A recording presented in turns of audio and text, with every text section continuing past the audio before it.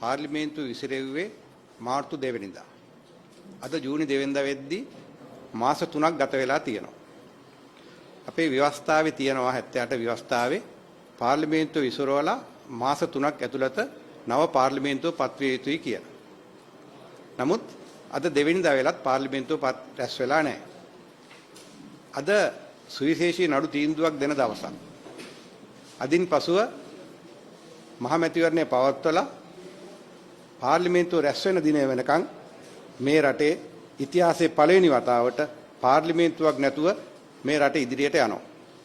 පාර්ලිමේන්තු ඉතිහාසයේ මෙපමණ කාලයක් පාර්ලිමේන්තුවක් නොමැතිව රටේ පාලනය ගෙන යන කාලය බවට මේ ඉතිහාස ගත වෙනවා. ඒ නිසායි මම කිව්වේ ජූනි 2 වෙනිදා අද පාර්ලිමේන්තු ඉතිහාසයේ ලංකාවේ විශේෂ දවසක් කියලා. මැතිවරණ පැවැත්වෙන දිනය තවත් ඉදිරියට ගියොත් මාස 6කට වැඩි ප්‍රමාණයක් මම හිතන්නේ ගත වෙයි පාර්ලිමේන්තුව නොමැතිව මේ රට පාලනය කරන්නපත් වෙනවා. මෙය කොපමණ දුරට ව්‍යවස්ථාවට අනුකූලද? කොපමණ දුරට ප්‍රජාතන්ත්‍රවාදීද? කොපමණ දුරට ඒකාධිපතිවාදීද කියලා තීරණය ජනතාව සතුයි. විශේෂයෙන්ම දැන් මේ රජය බලයට පත් කරන්න විශාල වැඩ කොටසක් කළ මැති ඇමතිවරු, ඒ වගේම ගරුතර ස්වාමීන් වහන්සේලා, වියත් මග වැනි විශේෂයෙන්ම ඒ උගතුන් බුද්ධිමතුන් දැන් මේ පාලනය අසාර්ථක පාලනයක් කියන තත්ත්වයට පත් වෙලා තියෙනවා. හිටපු රාජ්‍ය ඇමතිවරයෙක් වන විදුර වික්‍රමනායක මැතිතුමා කිව්වා මේ රජය ෆේල්. එක්වරක් නෙමෙයි දෙවරක් නෙමෙයි තුන් වරක් ෆේල්. මේ රජය අසමත් රජයක් කියලා. හැබැයි එතුමාට කොන්දක් තිබුණා ඒක කියන්න. මක් නිසාද? එතුමාගේ දූෂණ වංචා පිළිබඳ ලිපිගොනු ෆයිල් අග්‍රාමාත්‍යවරයා ළඟ නැති නිසා වෙන්න ඇති. නමුත් ඒ ෆයිල් තියන අය මේ ගැන කතා කරන්නේ නැතුව මුනිවත රකින්න. විශේෂයෙන්ම අපි දැක්කා පසුගිය දිනවල මහ බැංකුවේ මූල්‍ය මණ්ඩලයේ අධ්‍යක්ෂකවරුන් දෙදෙනෙක් ඉල්ලාස් වෙනවා. විශේෂයෙන්ම නිහාල් ෆොන්සේකා වැනි දුෂ්නි වීරකෝන් වැනි අධ්‍යක්ෂකවරුන් දෙදෙනෙක් ඉල්ලාස් වෙලා තියෙනවා. අපිට ආරංචි වෙලා තියෙනවා තවත් විශාල ප්‍රමාණයක් මහ බැංකුවෙන් ඉල්ලාස් වෙන්න යනවා කියලා. ඊට හේතුව වශයෙන් තියෙන්නේ මේ රජයේ අසාර්ථකභාවය. මහ බැංකුවේ මූල්‍ය මණ්ඩලයෙන් තමයි මූල්‍ය ප්‍රතිපත්ති සකස් කරන්නේ. රජයේ මූල්‍ය ප්‍රතිපත්ති වලින් ඔවුන් ඉවත් වෙලා තියෙන සකස් කිරීමෙන් මේ රජයේ මූල්‍ය පාලනය නිවැරදිව සිදු වෙන්නේ නැහැ කියන මතය මත. මේ රජයේ මූල්‍ය පාලනය නිවැරදිව සිදු වෙන්නේ නැත්නම් රටේ අනාගතය කුමක්ද වෙන්නේ? ආර්ථිකයට කුමක්ද වෙන්නේ? ඒ නිසා ඔවුන්ගේ ඉල්ලාස් වීම විශේෂයෙන්ම මේ රටට විශාල වශයෙන් ආර්ථිකයට බලපානවා. ඒ වගේම ICT ආයතනයේ අධ්‍යක්ෂ සංජය වීරවර්ණ මැතිතුමා ඊයේ ඉල්ලාස් වීමේ ලිපිය බාර දීලා තියෙනවා. එතුමා ඊළි බාර දීලා තියෙන්නේ. එතුමා මේ රටේ රාජ්‍ය ආයතනයේ ඩිජිටල්කරණය කිරීම සඳහා තොරතුරු තාක්ෂණය මේ රාජ්‍ය ආයතන වලට ගේන්න මූලික වැඩ කටයුතු කරන ආයතනයේ ප්‍රධානියා. එතුමා විශේෂයෙන්ම මේකට මූලික වුණේ එතුමාගේ ඉවත් වීම රියදුරු බලපත්‍ර ඩිජිටල්කරණය කිරීම සඳහා අවශ්‍ය රුපියල් බිලියන 9ක් යනවා. ඒ වගේම දුම්රිය ප්‍රවේශ පත්‍ර ඩිජිටල්කරණය සඳහා බිලියන 3ක් යනවා. එම බිලියන 12 ව්‍යාපෘතිය දූෂණ වංචා නිසා එතුමාට ඒවා බලාගෙන ඉන්න බැරුව එතුමා ඉවත් වෙලා කියලා තියෙනවා. එතුමා ප්‍රකාශ කළා තියෙනවා. ඒ සමස්ත රජය ඩිජිටල්කරණය කිරීමේ ප්‍රධාන ආයතනය ඒ සඳහා වියත් මගේ විශාල පිරිසක් සහභාගී වෙලා සිටියා. ඒ තොරතුරු සාක්ෂණය සමග ඔවුන්ට මොකද්ද වෙන්නේ? අපිට පේනවා දැන් මේ රජයේ අසමත් බව. ඒ වගේම මේ රජයේ ඉදිරියට ගේන්න මේ රටේ ගෞරවතර ස්වාමීන් වහන්සේලා විශාල වැඩ කොටසක් කළා. දැන් ස්වාමීන් වහන්සේලා මේ ගැන කතා කරනවා. ඊයේ පෙරේද අපි දැක්කා මුරුත්තිට්ටුවේ ආනන්ද ස්වාමීන් වහන්සේ කියලා තියෙනවා කොරෝනා පාලනයේ අවුල් ජාලයක් බවට පත් වෙලා තියෙනවා කියලා. ඒක කොරෝනා පාලනයේ අවුල් ජාලයක් බවට පත් වෙලා තියෙනවා.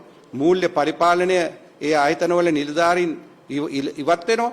ඒ වගේම තොරතුරු තාක්ෂණය පිළිබඳ මේ රටේ වැඩ කටයුතු කරන වියත් මගේ වැනි ආයතනවල ඉන්න නිලධාරීන් ඉවත් වීම තුල මේ රට කොපමණ මූල්‍යමය ප්‍රශ්නයකට මුහුණ පාලා තියෙනවද? මේ රට මේ පාලනය කොපමණ අසාර්ථකද කියලා මොනවට පැහැදිලි වෙනවා. විශේෂයෙන්ම අපි දැක්කා ඊයේ පෙරේදා මේ රටේ නීතිය වල් වැදිලා තියෙන ආකාරය. ධනය බලයේ ඉදිරියේ නීතිය අසරණ වෙන හැටි අපි දැක්කා. ධනයේ බලය ඉදිරියේ නීතිය අසරණුනේ කොහොමද? කීපයක්ම අවස්ථා අපි දැක්කා. පාරිභෝගික අධිකාරියක් තියෙන්නේ මේ රටේ පාරිභෝගික ආරක්ෂා කරන්න. සහල් මිල රුපියල් 90ට තීන්දුව කළේ රජය. රජය රුපියල් 90ට තීන්දුව කරලා ඒ සහල් ඒ මිලට දෙනවද කියලා බලන්න විශාල සහල් මෝල් හිමියන් හම්බ වෙන්න ගියා. ඔවුන් එක සාකච්ඡා කරන්න පාරිභෝගික අධිකාරියේ ප්‍රධානී. අපි දැක්කා ධනයේ බලය ඉදිරියේ නීති අසරණ වෙන හැටි.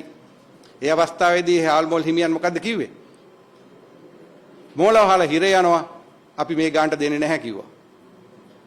හැබැයි ඒ අවස්ථාවේදීනම අපි දැක්කා ධනයේ බලය නොපෙති පුද්ගලයා නීතියේදී ආසරණ වෙන හැටි. මොකද ඔවුන් තවත් ස්ථානයකට ගියාම පාරිභෝගික අධිකාරිය කතා කළේ ධනයේ බලය නොමැති පුද්ගලයාට තමුසගේ කන පලනවා කන පැලෙන්න ගහනවා මේ වැඩේ කෙරුවේ නැති කියලා. ඒතකොට නීතිය ධනයේ බලය නැති පුද්ගලයා නීති ඉදිරියේ ආසරණ වෙනවා. ධනයේ බලය තියෙන පුද්ගලයා ඉදිරියේ නීති ආසරණ වෙනවා. මෙවැනි තත්ත්වයක් තියෙනවා. අධිකරු ජනාධිපතිතුමා කිව්වා එක රටක එක නීතියක් තියෙන්න ඕනේ කියලා. එක රටක එක නීතියක් තියෙන බව දැක්කද ඕගොල්ලෝ ඊයේ පෙරේදා? අපිට කියන්න කනගාටුයි කොරෝනා වසංගතයේ මැඩපවත්වන්න විශේෂයෙන්ම අනිල් ජාසිංහ මැතිතුමා සෞඛ්‍ය සේවා අධ්‍යක්ෂකතුමා විශාල වැඩ කොටසක් කළා. නියෝජ්‍ය පොලිස්පති අජිත් රෝහණ මැතිතුමා විශාල වැඩ කොටසක් කළා. හමුදාව ත්‍රිවිධ හමුදාවේ ප්‍රධානී ශවේන්ද්‍ර ශ්‍රීලා මැතිතුමා විශාල වැඩ කොටසක් කළා. නමුත් ධනයේ බලය ඉදිරියේ නීති අසරණ වීම තුල ඔවුන් මේ පසුගිය දිනවල අපි රූපවාහිනිය වල දැක්කේ නැහැ. ඔවුන්ට ඇවිල්ලා කතා කරන්න විදිහක් නැහැ. ඇයි? අපි දැක්කා තොණ්ඩමන් මැතිතුමාට අපි ගෞරව කරනවා. එතුමාගේ මරණයේ අවස්ථාවේදී කොහොමද මේ රටේ නීතිය හැසිරුණේ කියලා. එක රටක එක නීතියක් තියෙනවා නම් ඒ විදිහට වෙන්න පුළුවන්ද? අජිත් රෝහණ මැතිතුමා කිව්වා නිරෝධායන නීතිය අනුව ඇඳිරි නීතිය පවත්වන කාලේ පුද්ගල පරතරය දුරස්ත පරතරය ඒ අවස්ථාවේ මීටරය තිබුණ නැත්නම් මාස 6ක් හිරට යන්න පුළුවන් අත්අඩංගුවට අරන් කියලා. අපි දැක්කද තොණ්ඩමන් මැතිතුමාගේ මරණයේදී ඒ තත්ත්වය. ඉතින් ඕන් කොහොමද දැන් රටට මූණ දෙන්නේ? ඒ නිසා එක රටක් එක නීතියක් කියන එකත් වෙනස් වෙලා තියෙනවා. විශේෂයෙන්ම දැන් අපිට අහන්න තියෙන්නේ ජනතාවගෙන් දැන් සැපද කියලා. දැන් සැපද? සැපනම් කිසි ප්‍රශ්නයක් නැහැ. මාධ්‍ය ප්‍රකාශක බඳුළු ගුණවර්ධන මැතිතුමා මාධ්‍ය ඉදිරියට ඇවිල්ලා කියනවා පාරිභෝගික ආරක්ෂා කිරීම සඳහා රුපියල් 90ට තිබිච්ච සහල් අපි රුපියල් 98ටපත් කළා කියලා.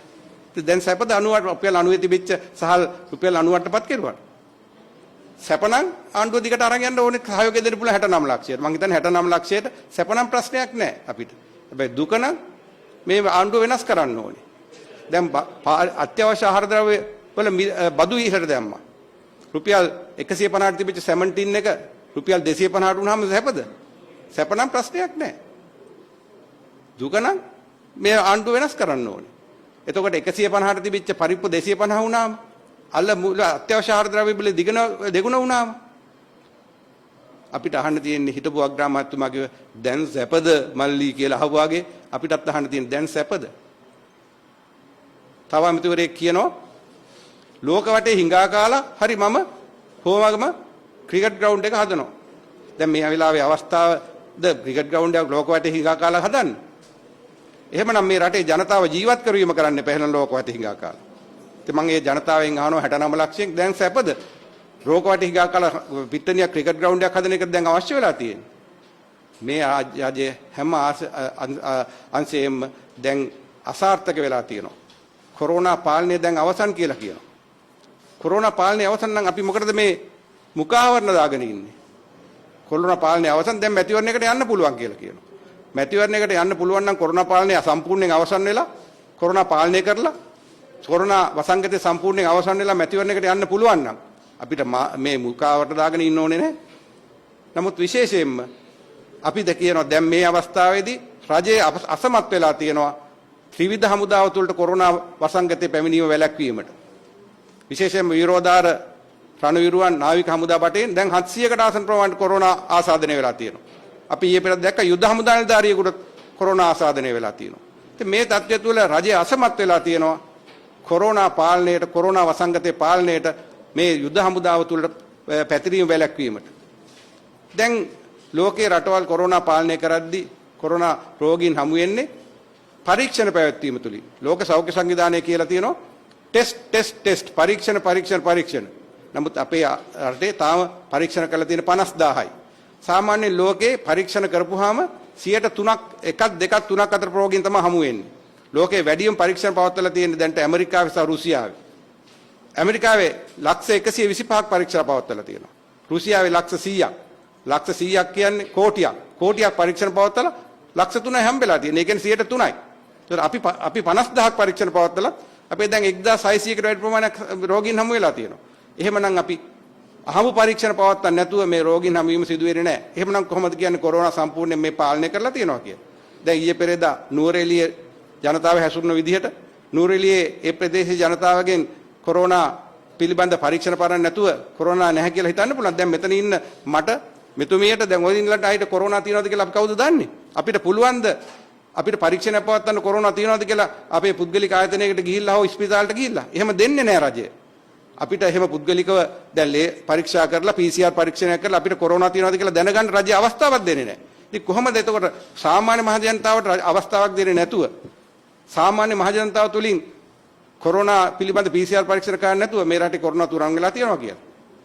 දැන් ගුවන් තොටුපළ නිසි අවස්ථාවේදී වැහුවනම් අපි ඒ අවස්ථාවේදී කිව්වා පාර්ලිමේන්තුවෙත් කතා කරා ගුවන් තොටුපළෙන් එන සෑම කෙනෙක්ම PCR පරීක්ෂණයක් කරලා එළියට දාන්න. දැන් ඒක ඊයේ ඉඳන් කරන්න යනවා. මේක මුලින් කෙරුවා නම් හරි. දැන් ගුවන් තොටුපළෙන් එනවා මුලින් ඉරානය, දකුණු කොරියාව, ඉතාලියෙන් විතරයි මේ නිරෝධයන්ට යව්වේ. අනිත් කිසිම කෙනෙක් යව්වේ නැහැ. ඉතින් මං හිතන්නේ කොරෝනා පාලනයේ මේ රජය අසමත්.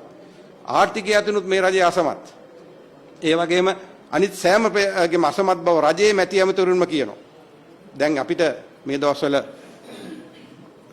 රූපවාහිනිය දකින්න නැහැ විමල් වීරවංශ. කො ඔවුන්ට කියන්න දෙයක් නැති තියෙනවා. තත්ත්වයක් වෙලා තියෙනවා. මේක තමයි තියෙන ප්‍රශ්නේ.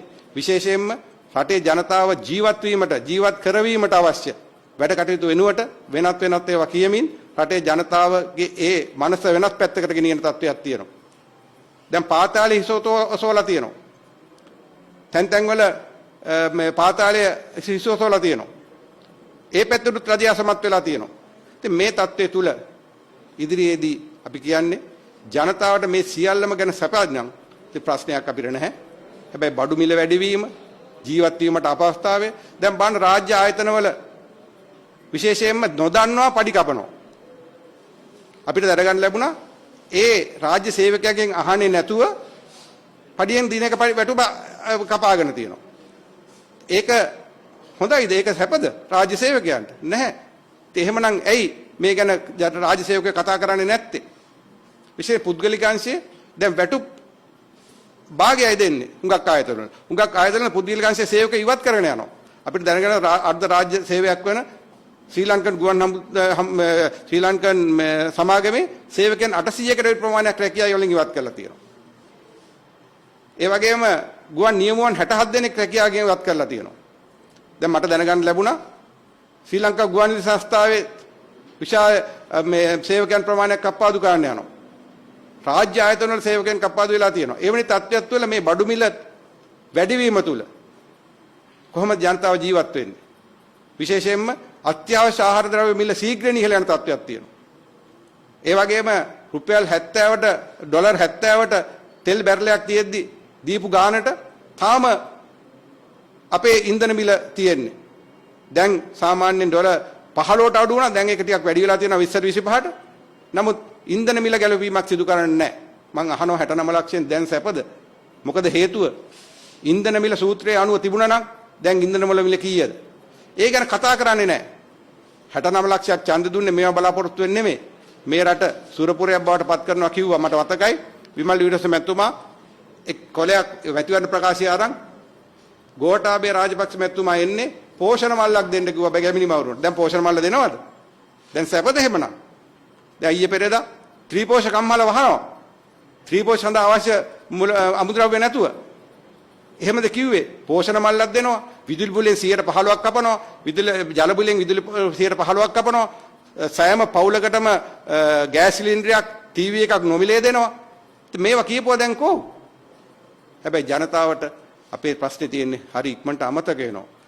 මං හිතන්නේ රජය හිතනවා ඇති ජනතාවට මේවා ඉක්මනට අමතක වෙයි කියලා. ඉතින් අපේ විපක්ෂයක් වශයෙන් අපේ යුතුයකම වෙන්නේ ජනතාවට මේක මතක් කරලා දීම. එදා මැතිවරණ වේදිකාවේදී මහින්ද රාජපක්ෂ මැතිතුමා ඇහුවා බොම්බයි ලුණු වල මිල අහලා දැන් සැපද කියලා.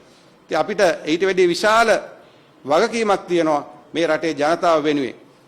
අපි බුලේ ධම්ම කිව්වා ප්‍රේමදාස මැතිතුමා මේ රටේ ජනතාව ජීවත් වෙන්න මාසික රුපියල් 20000ක් අවශ්‍යයි. නොමැරි ජීවත් වෙන්න ඒක සතියකට රුපියල් 5000 ගන්න රුපියල් 20000 දෙන්න කියලා.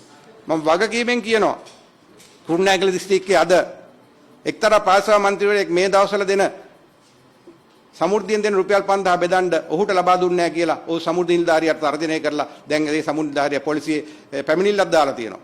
ඒ රුපියල් 5000 එතුමා හරහා දෙන්න ඕනේ කියලා. ඉතින් අපි මුලින් ඉඳන් කිව්වා මේක දේශපාලනීකරණය කරන්න එපා කියලා. මැතිවරණ කොමසාරිස්තුමා කිව්වා මේක දේශපාලනීකරණය කරන්න එපා කියලා. අනිත් සාමාන්‍ය රජයේ රැකියාව නොකරන අනිත් සියලු දෙනාට දෙන්න ඕන රුපියල් 5000 නවත්තලා තියෙනවා. ඇයි නවත්තලා තියෙන්නේ? මේක දේශපාලනීක නොකරීම තුල. අපේ මගේ ආසනේ කුරුණෑගල මැතිවරණ කොට්ටාසේ පොදු ජන පෙරමුණේ පාසල් මන්ත්‍රීවරු රුපියල් 5000 මිටි අරන් ගිහිල්ලා, ගෙවල් ගානේ ගිහිල්ලා ඒ නිලධාරීන් සමග බෙදන තත්ත්වයක් තිබුණා. ඉතින් මෙන්න මේවා තමයි අපි එපා කිව්වේ. මේක දේශපාලනීකරණය කියලා ඊළඟ මැතිවරණය ගැන හිතාගෙන තමයි වැඩ කරන්නේ. ඒ වැඩ කිරීම තුල තමයි මේ සියල්ලම අවුල් ජාලයක් බවට පත් වෙලා තියෙන්නේ. ඒ නිසා තමයි මේ රජයේම මැති ඇමතුමට කියන්න වෙලා තියෙන්නේ මේ රජය අසාර්ථක රජයක්. පාරිභෝගික අධිකාරිය මිල අඩු කරන්න තියෙද්දි මිල වැඩි කරන රජයක්. ජනතාවගේ අත්‍යවශ්‍ය ආහාර ද්‍රව්‍ය අඩු කරනවා කියලා බලයට පැමිණි රජය බදු පිට බදු දාලා ඒ අත්‍යවශ්‍ය ආහාර ද්‍රව්‍ය මිල වැඩි කරන රජයක්. රැකියා කරන අයගේ රැකියා අහිමි කරන රජයක්.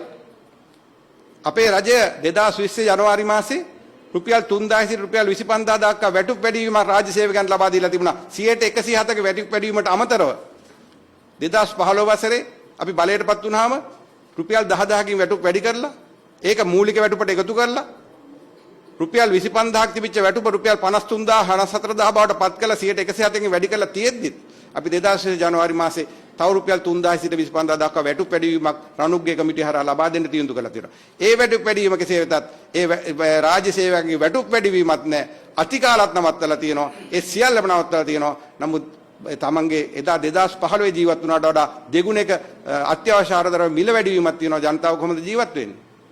හැබැයි ජනතාවට මේක ගැන සැපනම් ප්‍රශ්නයක් නැහැ. මහින්ද රාජපක්ෂ මැතිතුමා අහනවා වගේ. අපිට කිසි ප්‍රශ්නයක් නැහැ. හැබැයි ජනතාව දන්නවා මේ මොකද්ද තියෙන ප්‍රශ්නේ කියලා ජීවත් වීම. නිසා ඊළඟ මැතිවරණය අනිවාර්යයෙන්ම අද තීන්දුව කරයි කවදාද දිනේ මැතිවරණ කොමිසම රණවිරු තීන්දුවෙන් පස්සේ ඒ මැතිවරණයේදී ජනතාව බලාගෙන ඉන්නවා මේ රජයට තීන්දුවක් දෙන්න.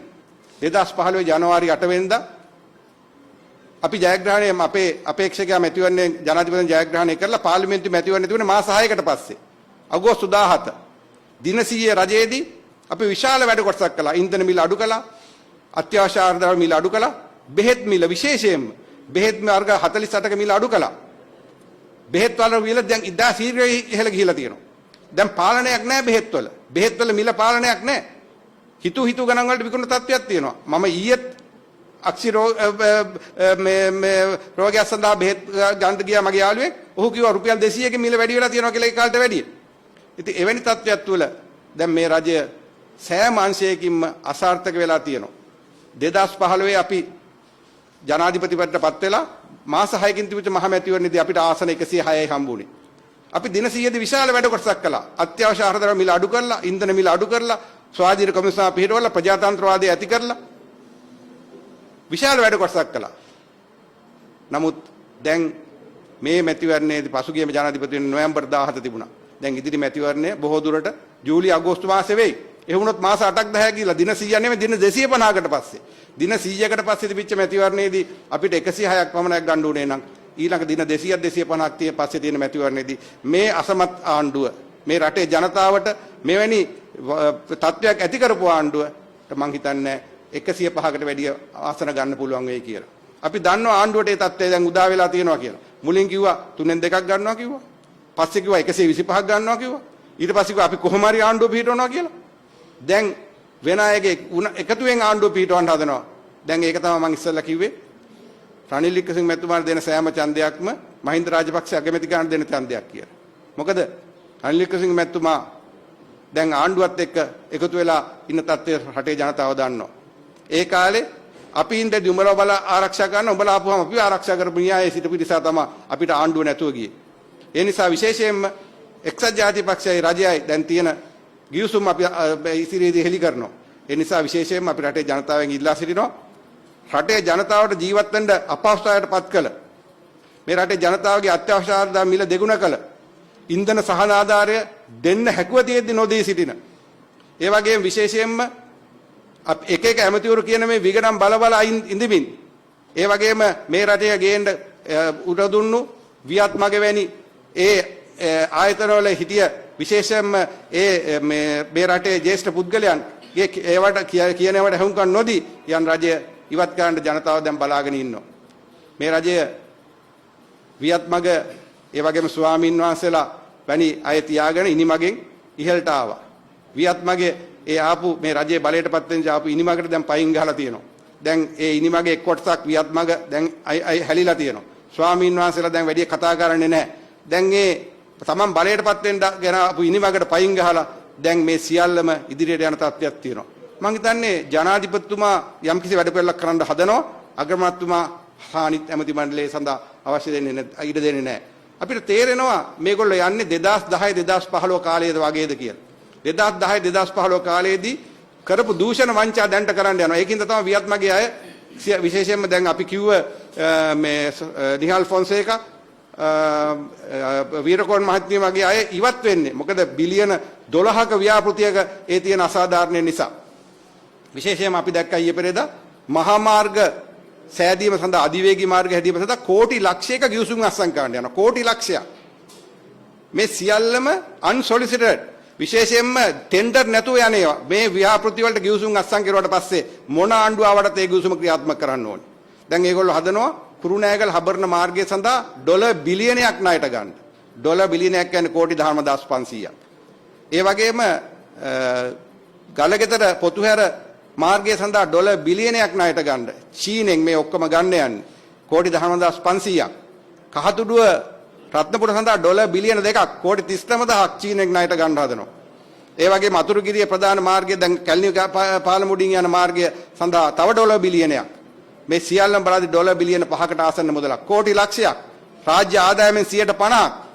ණය ගන්න හදනවා මේ ගිවිසුම් අත්සන් කරන්න හදනවා මේ ගිවිසුම් අත්සන් කෙරුවොත් අනිවාර්යයෙන්ම 10% කමිෂන් එක යනවා ඒගොල්ලෝ හදන්නේ 2010 15 ආණ්ඩු කාලේ මේ කමිස් ගත්තා වගේ මේ කෝටි ලක්ෂයේ කමිස් මුදල කෝටි 10000 ගන්න තමයි හදන්නේ මේ ගිවිසුම පුළුවන් තරම් ඉක්මනට අත්සන් කළා මේ රටේ මේ තියෙන ආර්ථික තත්ත්වයත් එක්ක කෝටි ලක්ෂයක් ණය අරන් මේ රට ඉදිරියට යන්න පුළුවන්ද දැන් මේ ණය ගෙවා ගන්න බැරි තත්ත්වයක් තුල එහෙම තියෙද්දි මේ රටට විදේශ විනිමය ගේන රට විරුවගන්ට මොකක්ද දැන් කියන්නේ ඊයේ පෙරේද ඇමතිවරයෙක් කතා දෙන බෝම්බ බැඳගත්ත බෝම්බ එව්වා කියලා කුවේට් රාජ්‍යයේ අපේ දැන්ට 48000ක් පිටරට ඉන්න අපේ රට විරුව මේ රටට විදේශ විනිමය ගේන අය මේ රටට එන්න බැරුව ඉන්නවා ඔවුන් ගේන්න වැඩපිළිවෙල සකස් කරන්නේ නැතුව දැන් ඔවුන් කියනවා මේ එවලා තියෙන්නේ බෝම්බ ඒ බෝම්බ කියලා කියන්න තරම් මේගොල්ලෝ මේ රටේ ජනතාව අවමානයටපත් කරලා තියෙනවා මං කියනවා ඉල්ලාස් කරගන්න ඕනේ මේ රට විරුවන් මේ රටට විදේශ විනිමය ගේන මේ රට විරුවන් බෝම්බ කරුවන් ලෙස හඳුන්වීම ඉල්ලාස් කරගන්න ඕනේ මොකද මේ රටට වැඩිම විදේශ විනිමය ලැබෙන්නේ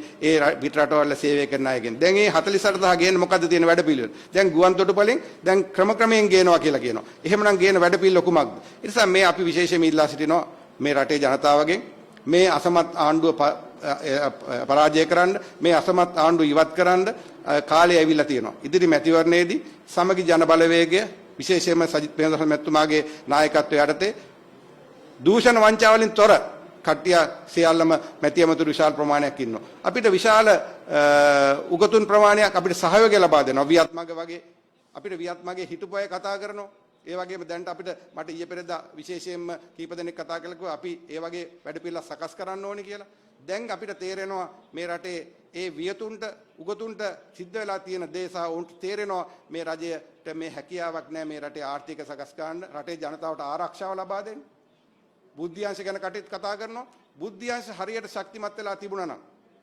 එදා මේ රටේ ජනතාව අපි දැක්කා මාලිගාවත්තේදී විශාල ප්‍රමාණයක් රුපියල් 2000ක් ගන්න පොර කාලා 3 දෙනෙක් මැරුණා. ඕගොල්ලෝ දකින්න ඇති මාධ්‍යවේදීන් විදියට ඕගොල්ලෝම තමයි අර සෙරෙප්පු ටික එක ගොඩක් දාලා පෙන්නුවේ. එක සෙරෙප්පුවක්වත් තිබුණාද හිල් වෙච්ච නැති. කොපමණ දරිද්‍රතාවයෙන් පෙන්න කොටසක්ද? ඒ කොටස ඒ අය එකපාරට එක තැනට රැස් වෙනවා කියලා බුද්ධිංශයට හොයාගන්න පුළුවන් වුණාද? එහෙමනම් බුද්ධිංශ ඉතා ශක්තිමත් තියෙනවා නම් ඒක හොයාගන්න ඕනේනේ. නමුත් ඒකත් සිද්ධ කරගන්න බැරුව ගියා. ඒ වගේම දැන් මහින්ද රාජපක්ෂ කියනවා අපිට ඉදිරි කාලෙදී බලය දෙන්න අපනයන ආර්ථිකයක් හදන්න, නිෂ්පාදන ආර්ථිකයක් හදන්න.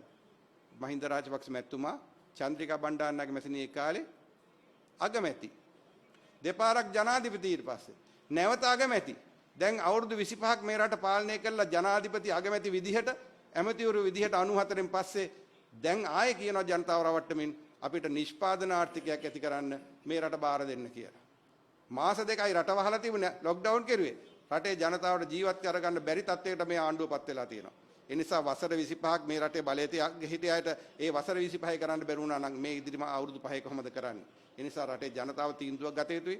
රටේ ජනතාව තීරුම් ගත යුතුයි. මේ අසමත් ආණ්ඩුව රජයේම මැති ඇමතුරු කියන, ඒ වගේ රජයේ බලයට එන්න සහයෝගය දුන්නු වියත්මගාය කියන මේ අසමත් ආණ්ඩුව, ස්වාමීන් වහන්සේලා ප්‍රකාශ කරන මේ අසමත් ආණ්ඩුව ඉවත් කරලා මේ රටේ ජනතාවට ජීවත් කර හැකි කරුණ නායකයෙක්ගෙන් නායකත්වය ලබා දෙන සමගි ජන බලවේගය ජයග්‍රහණය කිරීම සඳහා සහයෝගය ලබා දෙන්න කියලා විශේෂයෙන් ඉල්ලා සිටිනවා. අපේ හිරුනිකා ප්‍රේමචන්ද්‍ර මහත්මිය දැන් වර්තමාන තත්ත්වයේ එතුමියගේ ආසනයේ සිදු වෙලා තියෙන අර කෝටි 89 වැලි ව්‍යාපෘතිය ගැන එතුමිය ඊට පස්සේ කතා කරා.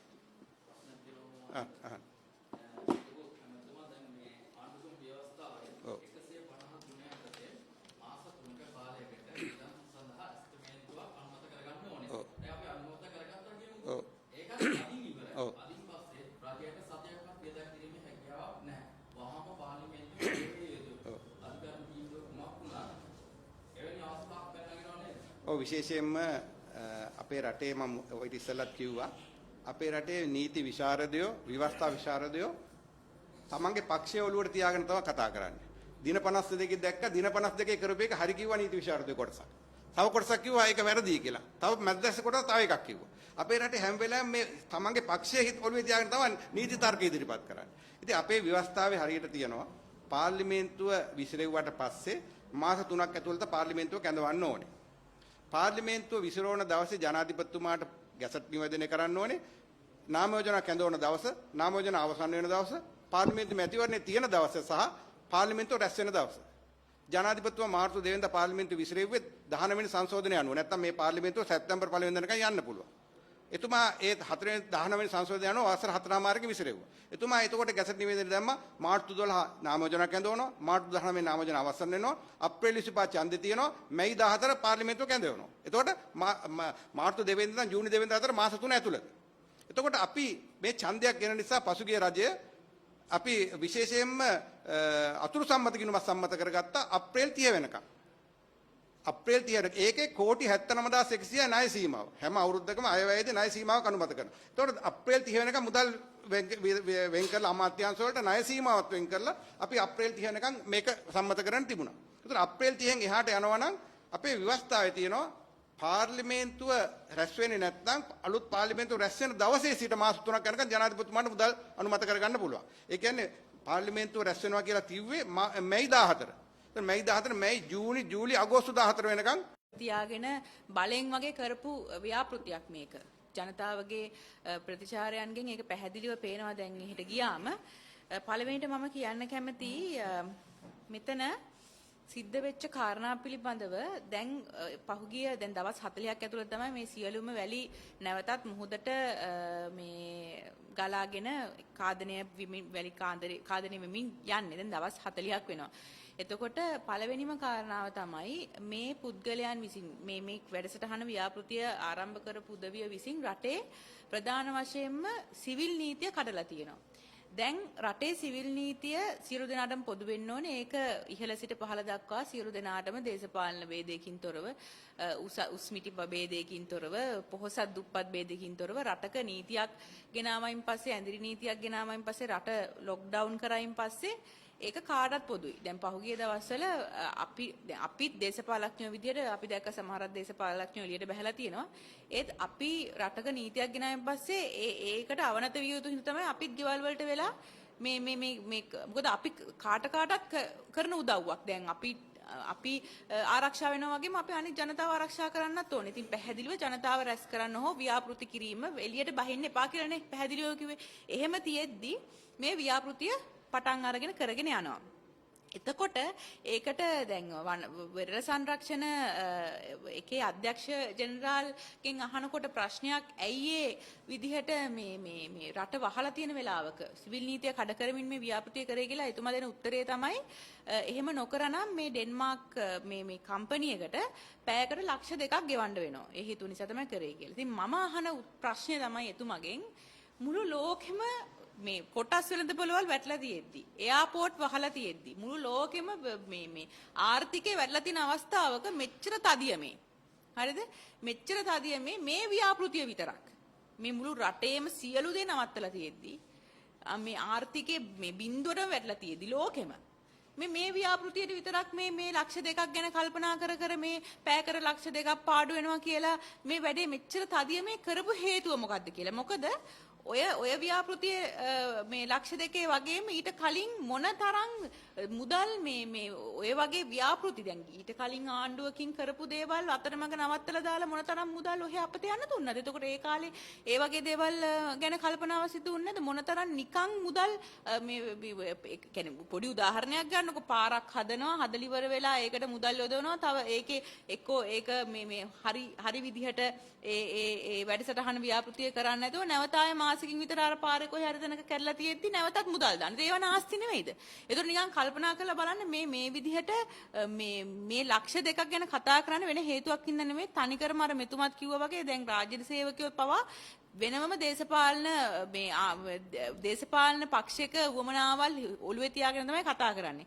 දැන් මෙතුමා මේ කියන තර්කය බලපැවැත්වෙනවද නැද්ද කියන එකට හොඳම උදාහරණය තමයි සිවිල් නීතිය කැඩුවා වගේම අනිත් පැත්තෙන් මොවුන් කඩලා තින පාරිසරික නීතිය. එතුමා ඒ අවස්ථාවේදී කියනවා දැන් මේකට පරිසර තත්ත්ව සහතිකයක් නැතුව තමයි මේ ව්‍යාපෘතිය පටන් අරන් තියෙන්නේ. පරිසර තක්සේරු වාර්තාවකුත් නැතුව තමයි ව්‍යාපෘතිය පටන් අරන් තියෙන්නේ. සාමාන්‍යයෙන් පෞද්ගලික ව්‍යාපෘතියක් පටන් ගත්තත් පොදු ව්‍යාපෘතියක් පටන් ගත්තත් සාමාන්‍ය ක්‍රමවේදය තමයි තක්සේරු වාර්තාවක් ඇඳවලා මාසයක් ඇතුළත ජනතාවගේ විරෝධතාවයන් මේ අහන්න ඕනේ. විරෝධතාවයන් තියෙනවද නැද්ද කියලා. ඒ කිසි දෙයක් නැතුව තමුන්ට ඕන විදිහට තමුන්ගේ බලය පාවිච්චි කරලා මේ වැලි අනිත් එක අරගෙන තියෙන මුහුදෙන් අරගත්ත වැලි ටික තමයි නැවතත් මේ වෙරළට මේ විදිහේ වෙරළ හදලා තියෙන්නේ. මේ કૃතිම වෙරළක් හදලා තියෙන්නේ. කෘතිම විදිහට මේ වැඩසටහන කරලා තියෙන්නේ. ඒතකොට ඔහු කියන කාරණාව තමයි මේ එක පැත්තකින් මේ දාපු වැලි ටික තව ටික අපි මේ දැම්මේ මේක කාදනය වෙන කියලා දැනගෙන ඒතර මේක තව පැත්තකින් කියන්නේ වැල්ලවත උතුරු පැත්තට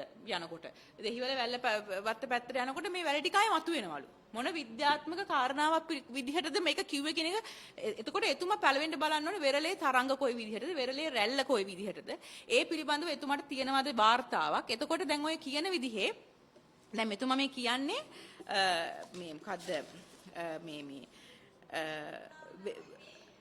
මෙතුමා කියන්නේ මේක මේ බීච් නරිෂ්මන්ට් එහෙම නැත්නම් මේක බීච් නරිෂ්මන්ට් උපාය මාර්ගයක් විදිහට තමයි මේක නෙදර්ලන්තේ කරලා තියෙන විදිහට තමයි මේක ලංකාවට මේගොල්ලන් ඈඳගත්තේ ලංකාවට ඇඩොප්ට් කරගත්තේ කියලා. නෙදර්ලන්තයේ තියෙන ක්ලයිමේට් චේන්ජ් එක නෙදර්ලන්තයේ තියෙන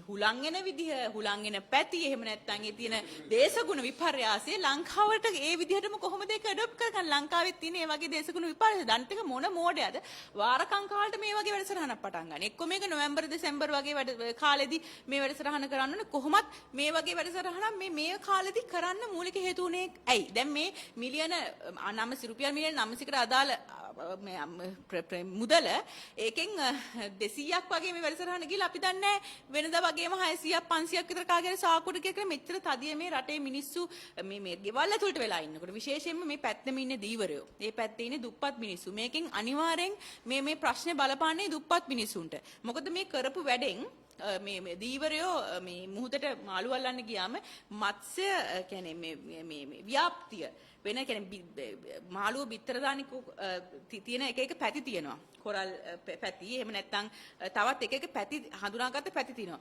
මේ වැලි ටික අරගත්ත එකකින් වෙන්නේ දැන් ආයෙ නැවතත් මේ විදිහට වැලි මුහුදට ගිහිල් ඉවර අර මාළු බිත්තර උඩට අර මේ මඩ වෙනමම තට්ටුවක් එනවා. එතකොට මත්ස්‍ය කර්මාන්තෙත් එතනින්ම සම්පූර්ණයෙන්ම නැති වෙනවා. එහෙමම අඩාල වෙනවා. ඉතින් කල්පනා කරලා බලන්න එතනිනුත් පහර වැදිලා තියෙන්නේ දුප්පත් මිනිස්සයාට.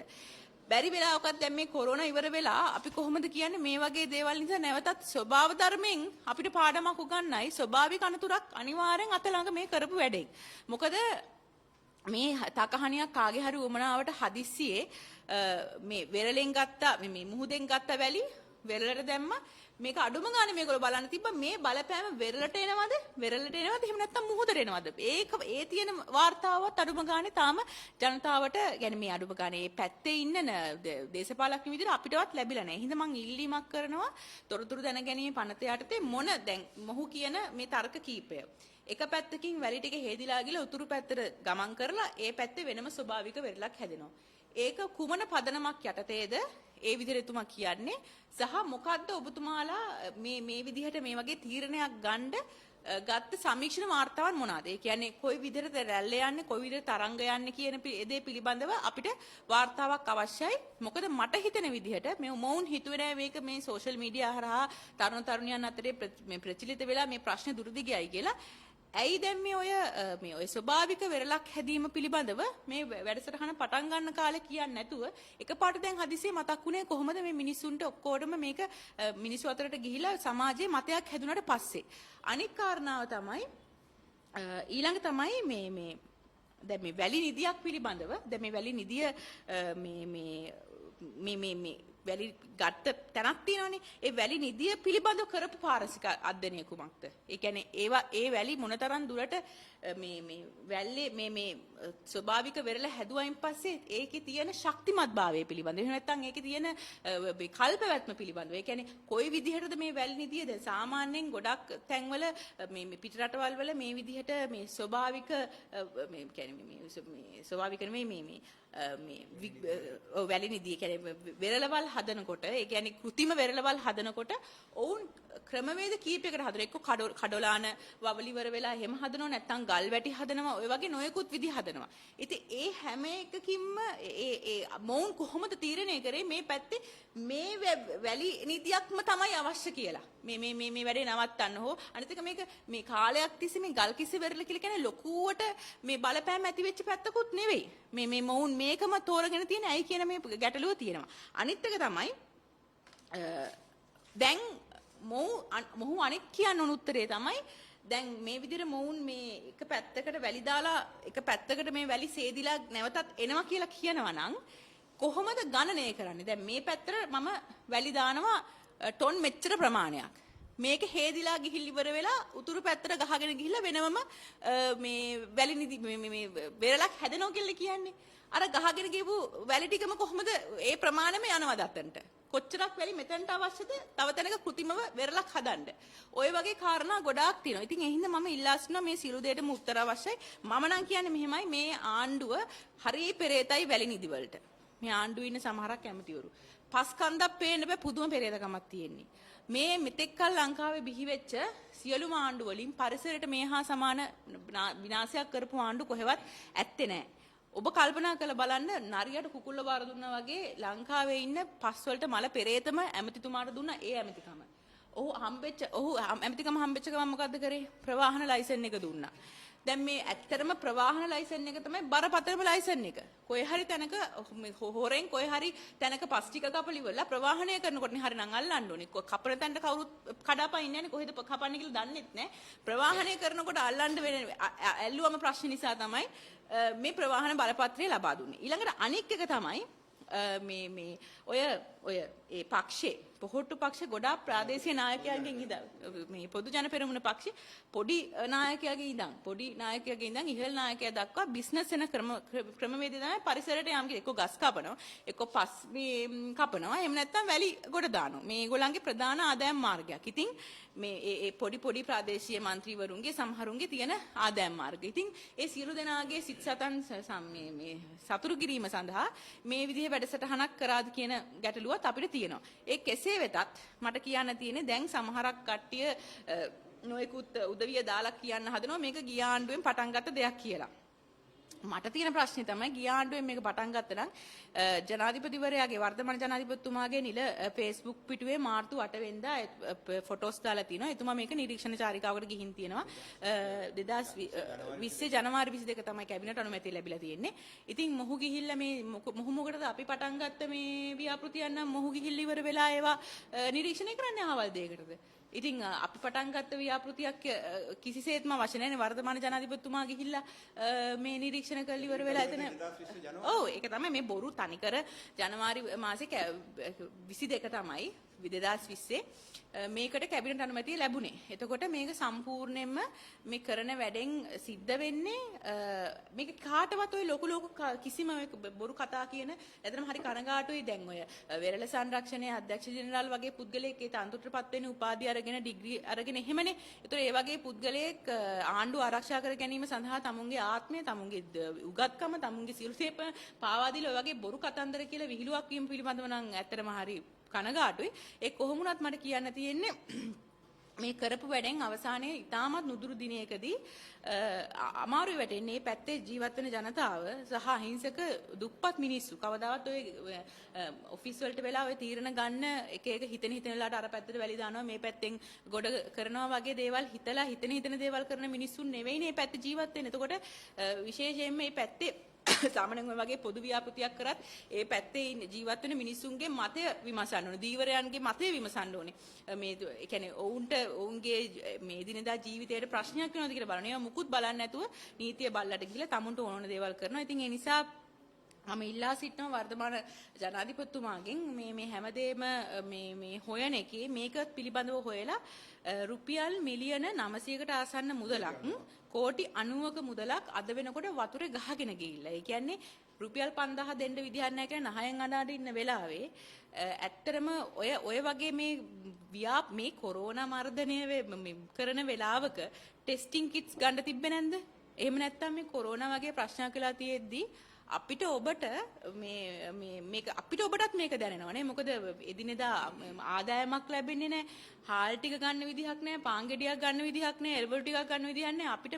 අපිට මේ දැනෙන අමාරුවේ වගේ සිය ගුණයක් ඈතට යන දුප්පත් ගම්වල මිනිස්සු කොච්චර අමාරුවෙන්ද ජීවත් වෙන්නේ. මිනිස්සුන්ට මේ කණ්ඩ බොන්න නැති වෙලාවක මෙන්න මේ මුකටද මේ වගේ ව්‍යාපෘති මොන අහවල් දෙයකටද මේ ව්‍යාපෘතියක් කරන්න මේ හදිසියේ මිනිසුන්ගේ පළවෙනි බඩගින්න නිවලා ඉන්න ඕනේ. මිනිසුන්ගේ ආර්ථික තත්ත්වය මුලින් හදලා ඉන්න ඕනේ. රට ස්ථාවර කරලා ඉන්න ඕනේ. මොන ලැජ්ජ නැති ආණ්ඩුවක්ද මේ තුනෙන්. මම ඇත්තටම මේ ඔය ඡන්දේ දීපු මිනිස්සුන්ට මේ පොදු ජන පෙරමුණට මම ඔබතුමන්ලාගෙන් අහන ඔබතුමන්ට ළමයි ඉන්න. ඔබතුමන්ලාටත් අවසානයේ මොන දේ වුණත් ඔබතුමන් හැමදේම කරන්න තමුන්ගේ ළමයි වෙනුවෙන්නේ මේ අම්මලා තාත්තලා. එතකොට කල්පනා කරලා බලන්න මේ සියලු දෙනාගේම ජීවිත මේ විදිහට අනතුරේ දාලා මේ මෙච්චර හදිස්සිය ඡන්දයක් තියෙනකොට නිකන් හිතෙන්නේ නැද්ද මේ ආණ්ඩුවට මිනිස්සු ගැන තඹත් දොයිතුවක හැඟීමක් නැහැ කියන එක ඔයගොල්ලන්ට හිතෙන්නේ නැද්ද? නිකන් කල්පනා කරලා බලන්න. ඇත්තටම මිනිස්සු ගැන හැඟීමක් තියෙනවා නම් පළවෙනිට කරුණේ මේ ආර්ථිකය ස්ථාවර කරගන්න ඕනේ. රටේ ජනතාවගේ මේ සෞඛ්‍ය තත්ත්වය ගැන මුලින් බලන්න. අර මෙතුමා කිව්වා වගේ දියුණු රටවල් වල දියුණු වෙන්න ඕනෙත් නැහැ. වියට්නාමයේ වගේ රටවල් වල හිතාමත් ලස්සනට මේ කොරෝනා ව්‍යාප්තිය මර්ධනය කරලා තියෙනවා. ඒකට මූලික හේතුව උනේ කොන්දපණ තියෙන හොඳ නායකයන් හරියට පළවෙනිට උන් කරේ ජනතාව අතරට මේක යන්න නොදී මුලින් මේ ටෙස්ට් පුළුවන් තරමක් පරීක්ෂණ කටයුතු කරලා ජනතාව මේකෙන් බේරගත්ත එක. මේ අපි වගේ දූපත් රටක මේ දූපතකට කොහොමද මේ වගේ මේ රෝගයක් ආවේ? නිකන් කල්පනා කරලා බලන්න.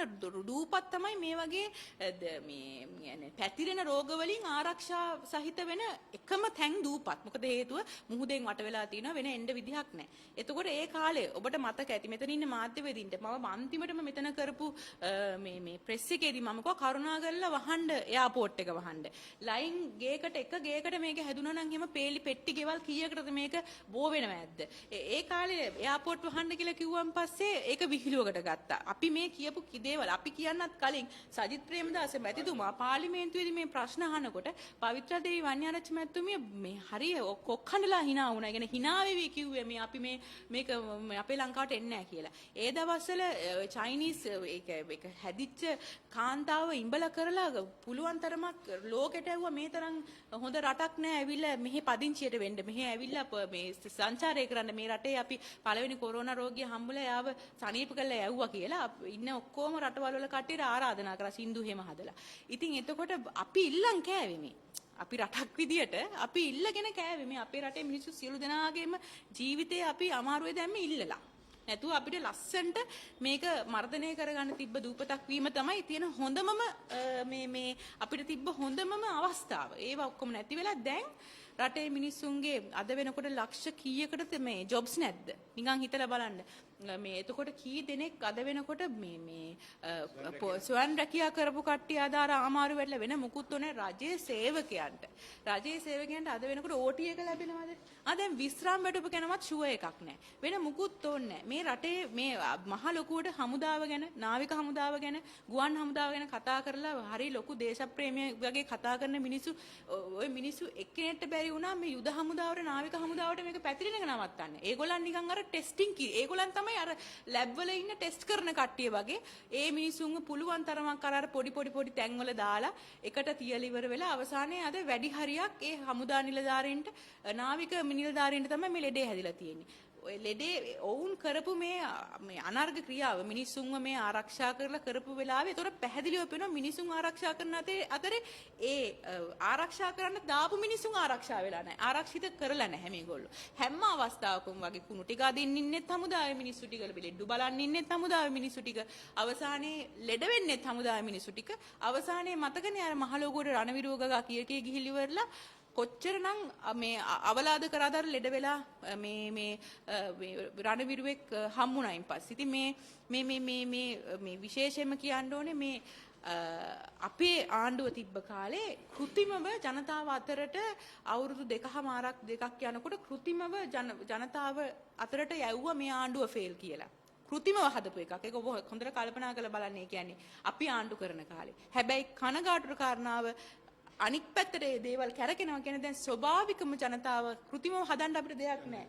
ස්වභාවිකම ජනතාවට මාස 6ක් යනකොට මේ ආණ්ඩුව ෆේල් වැඩ බැරි ආණ්ඩුවක් කියන එක පැහැදිලිව තේරුම් අරගෙන ඉවරයි. ඒ නිසා මම කියන්න කැමති සියලු දෙනාටම බලාගෙන සියලු දෙනාටත් මම නම් පෞද්ගලිකව ඡන්දයක් තියෙනවට කැමති නෑ. මොකද අපිත් අපේ ජීවිත ගැන බයයි. අපි සියලු දෙනාගේම මේ ආරක්ෂාව පැත්තක තියලා මේ ඇවිල්ලා තියෙන්නේ. හැබැයි අපිට මේ දේ නොකර බෑ. මොකද අපි නාම යෝජනා දීලා නැත්තම් ගෙවල් වලට වෙලා ඉන්න පුළුවන්. හරිද?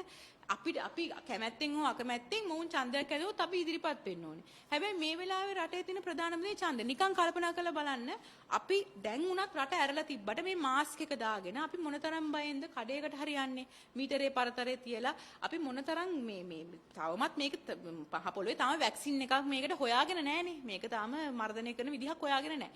එතකොට එහෙම තියෙද්දි මිනිස්සු ඡන්ද දාන්න පොලිමේ තියෙන එක හරිද? මිනිස්සුන්ව මේ තමුන්ගේ උමනාවට 3න් 2ක් ගන්න උමනාවට මිනිස්සුන්ගේ මේ විදිහට මිනිස්සුන්ව මේ තැනට දාන එක හරිද? ඒ නිසා අපි ඉල්ලා සිටිනවා නැවතත් පාර්ලිමේන්තුව කැඳවන්න. මේ පාර්ලිමේන්තුව පරණ පාර්ලිමේන්තුවක් නෙවෙයි. මේ පාර්ලිමේන්තුවට සැප්තැම්බර් වෙනකන් කාලේ තියෙනවා. මේ පාර්ලිමේන්තුවට තව කාලේ තියෙනවා. ඒතර මේ පාර්ලිමේන්තුව මේ කැඳෙව්වයි කියලා රාජ්‍යය ගන්න හොඳ සියලුම වැඩපිළිවෙල වලට අපි කිසිම කොන්දේස නැතුව අත උස්සනවා. මොකද මේ වැඩපිළිවෙල වල ගන්න රටේ ජනතාවගේ මේ සුබසිද්ධිය සඳහා නම් අපි ඒ වගේ කුහකයෝ නෙවෙයි. අපි සෑම අවස්ථාවකම පෙන්නලා දීලක් තියෙනවා. අපි සෑම ජනතාව වෙනුවෙන් රජයට ඕන වෙලාවක අපි අත දිගෑරලා උදව් කරන්න කැමතියි. හැබැයි මොවුන්ට තියෙන එහෙම ප්‍රශ්නයක් නෙවෙයි. මොවුන්ගේ බලය ස්ථාපිත කර ගැනීම සඳහා මේ ආණ්ඩුව මේ ඡන්දයක් ඉක්මනට දීලා ආණ්ඩුවක් පිහිටව ගැනීම. මේ වෙලාවේ ඔබ මතක තියාගන්න මේ මුළු ලෝකෙම මේ රෝගය තුරන් වෙන තව අවුරුද්දක් දෙකක්වත් යයි. ඇත්තටම අපි දන්නේ නැහැනේ කොච්චරක් දුරට මේක. ඊට පස්සේ මේ රෝගේ අතුරු ප්‍රතිඵල එනවා. ඒ කියන්නේ මේ රෝගෙන් පස්සේ තවත් රෝග එන්න පුළුවන් ලෝකේ. ඒ වලට අපි කොහොමද මුහුණ දෙන්නේ? මේ එතකොට අපි දැන් මේ රෝගයට දැන් අපි ඔය කියනවා අපි මේ වෙනකොට දැන් 11 දෙනෙක් නැති වෙලා තියෙනවා. අපි 1000 ගණක් හොයාගෙන ඉන්නවා. 800 ගණන් සනීපලා තියෙනවා. ඒ මෙතුමා කිව්වා වගේ ටෙස්ටිං කරපු ප්‍රමාණය අනුව. එතකොට අපේ ටෙස්ටිං කිට්ස් තාම හරියට මේ පෞද්ගලික රෝහල වලට ඔව් කරන්නේ. එතකොට ඒක ජනතාවත් එක්ක මේ හරි දැන් උදාහරණයක් විදිහට නවසීලන්තය ගත්තොත් ඔවුන් මේ වෙනකොට මර්ධනය කරලා තියෙනවා. ඔවුන්ට මූලික මේකට මර්ධනය කරන්න හැකියාව ලැබෙන ටෙස්ටිං වැඩි කරලා. ඉතින් ඇත්තටම මේකට දැන් වෙනකොට වැක්ස් තාම මුකුත් මේ හොයාගෙන නැති නිසා මේ බෙහෙතක් එන්නතක් මේ ටෙස්ට් කරන එකම තමයි එකම විදිහ මේක මර්ධනය යම්කිසි කියන අඩු ගන්න 3000ක්වත් දවසට ටෙස්ට් කරන්න. ටෙස්ට් කරන්න කියලා. ඉතින් එතකොට මෙහෙම තත්ත්වයක් තියෙන නිසා මම කියන්නේ පුළුවන් ජනාධිපතිතුමනි ඔබතුමා සංවේදී වෙන්න මීට වඩා අගමැතිතුමනි ඔබතුමාට දැන් මුණුපුරු මුණුපිරියන් පවා ඉන්නවා. ඒතකොට ඔබතුමා 100 කෙනෙක් විතර මීට වඩා සංවේදී විය යුතුයි.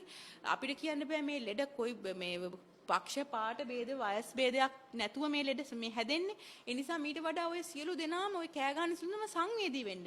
මේ පාර්ලිමේන්තුව මේ එක දවසකට හරි මාස 3කට එකපාරක් කැඳෙවම ඇතිනේ.